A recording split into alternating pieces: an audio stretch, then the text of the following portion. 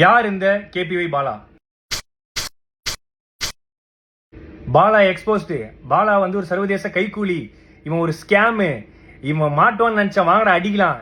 இந்த வண்டி தான் அண்ணன் கேபிஒய் பாலா எனக்கு வாங்கி கொடுத்தது. இதை வந்து நிறைய பேர் என்ன சொல்றீங்க, வண்டி வந்து வாங்கி கொடுக்கல, பொய்யானது, நம்பர் பிளேட்லாம் மறைச்சிருக்காங்கன்னு சொல்றீங்க. இது வண்டி ஜெப்டோ நான் தான் ஓட்டுறேன், அண்ணன் எனக்கு வாங்கி கொடுத்த வண்டி தான்.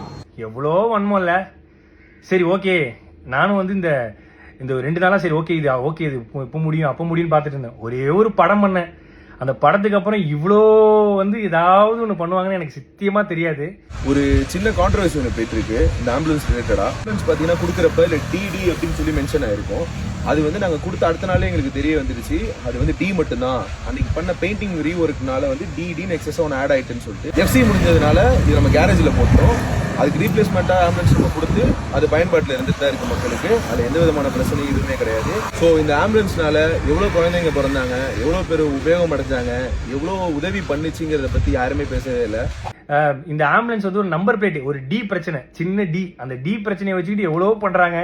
இந்த ஆம்புலன்ஸ் மூலியமாகவும் இந்த எத்தனை ஊருக்கு தண்ணி இல்லாத ஊருக்கு தண்ணி கிடைச்சி அந்த ஊர் மக்கள் வாழ்ந்துட்டு இருக்காங்க, எவ்வளோ ஆட்டோ டிரைவர்ஸ் இருக்காங்க.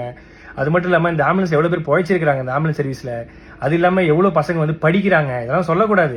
அதெல்லாம் யாரும் நம்ம வந்து நல்ல பண்ற விஷயங்களை, பாசிட்டிவான விஷயங்கள் எதுவுமே போடுறதில்ல. ஏதோ ஒரு சின்ன டி ஸ்டிக்கர் பிரச்சனை, அதை வச்சுக்கினியும் எக்ஸ்போஸ்டு முகத்திரை கிழிஞ்சது, அதுலயும் ஒருத்தர் போட்டிருக்காரு சர்வதேச கைக்கூலியா. ஐயா நான் தினக்கூலி, அது கூட பரவாயில்ல. இந்த ஹாஸ்பிட்டல் வந்து இவன் கட்டுறான், எப்படி இவனுக்கு உள்ள காசு? ஏங்க நான் ஈவென்ட் போறேன், நான் வந்து ஆங்கரிங் பண்றேன், நான் படம் நடிக்கிறேன், ஆட் ஷூட் பண்றேன், அதை தாண்டி நான் ஃபாரின் ஈவெண்ட்ஸ் போறேன். இதுலயும் வந்து ஒரு ஃபாரின்ல இருந்து யாரோ காசு தராங்க. யாருங்க காசு தருவா அந்த காலத்துல? என்கிட்ட ட்ரஸ்ட் கிடையாது, என்கிட்ட எந்த விதமான கிரவுண்ட் பண்ணி ஆக்டிவிட்டிஸ் பண்ற எதுவுமே கிடையாது. நான் சொந்தமா சம்பாதிக்கிறத மட்டும் தான், நான் டே நைட்டா ஓடி சம்பாதிக்கிறதா பண்றேன். அதுலயும் எப்படி ஹாஸ்பிட்டல் கட்டினா அவ்வளவு காசு வேணுமே, இவ்வளவு காசு வேணுமே? ஏங்க நான் வீடு கட்ட வேண்டிய அந்த கால் கிரவுண்ட் இடத்துல பின்னாடி அமுதவானன்ற ஒரு கால் கிரவுண்ட் வாங்கி அரை கிரவுண்ட்ல வீடு கட்டுற இடத்துல நான் வந்து ஒரு சின்னதா ஒரு கிளினிக் கட்டுறேன். அதுக்கு வந்து சொல்றாங்க எப்படி வந்து இவருக்கு இவ்வளவு காசு கிடைக்குது? ஏங்க இதே நான் வந்து ஒரு 1.5 கோடி ரூபாய்க்கு லக்ஸரி காரும் ஒரு அடுக்குமாடி வீடும் கட்டியிருந்தா உனக்கு எந்த பிரச்சனையும் வந்திருக்காரு நிறைய பேர் சொன்னாங்க. பட் அந்த அடுக்குமாடி வீடுக்கு பதிலா அந்த ஹாஸ்பிட்டலும் இந்த லக்ஸரி காருக்கு பதிலாக ஆம்புலன்ஸ் வாங்கணும்னு நினைச்ச ஒரு விஷயத்தினால இவ்வளோ பிரச்சனை வருது. இப்போ கூட நான் வந்து எதுக்கு இந்த வீடியோ போறேன்னா, சரி ஓகே நேற்று இது முடிஞ்சிடும் நினைச்சேன்.